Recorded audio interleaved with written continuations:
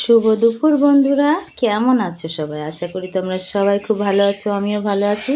তো দেখো, আজকে রান্নাবান্নার ভিডিওটা আমি চিংড়ি মাছ ভাজা থেকে নিচ্ছি, কারণ প্রথম থেকে ভিডিওটা নিতে পারিনি। আমার ছেলেটা ফোন দিচ্ছিল না, তার জন্য তো অনেক বলে তার কাছ থেকে ফোনটা নিলাম। খুব অসুবিধা হয়ে যায় একটা ফোনে ভিডিও বানানো, আবার ওরাও এটা নিতে চায়।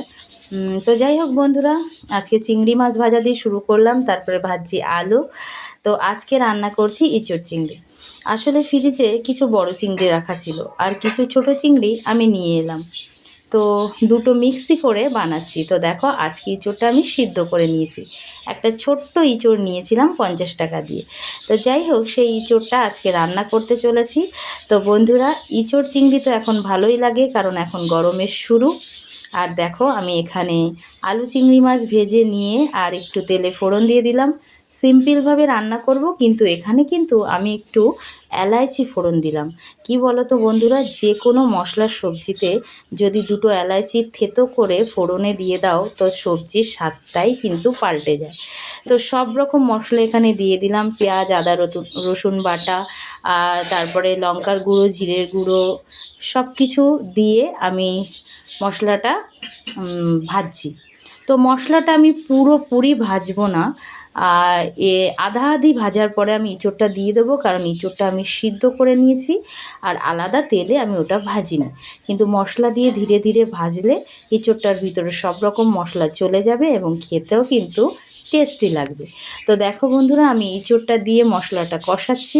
আচ্ছা বন্ধুরা, তোমরা আজকে দুপুরে কে কী রান্না করেছো অবশ্যই কমেন্ট করে বলবে, আর আমার রান্নাটা কেমন হচ্ছে সেটাও কিন্তু বলবে। দেখো, আলুটা আমি পরে দিয়ে দেবো, কারণ আলুটা আমি সিদ্ধ করে ভাজা করে নিয়েছি হালকা। তো ইঁচড়টা আমি একটু ঢেকে ঢেকে রান্না করব, যদিও বা সিদ্ধ করে নিয়েছি, তবে একটু গ্যাসটা কম করে যদি একটু ধীরে ধীরে কষাতে থাকি, তাহলে আরও টেস্টি হবে ইঁচড়ের সবজিটা।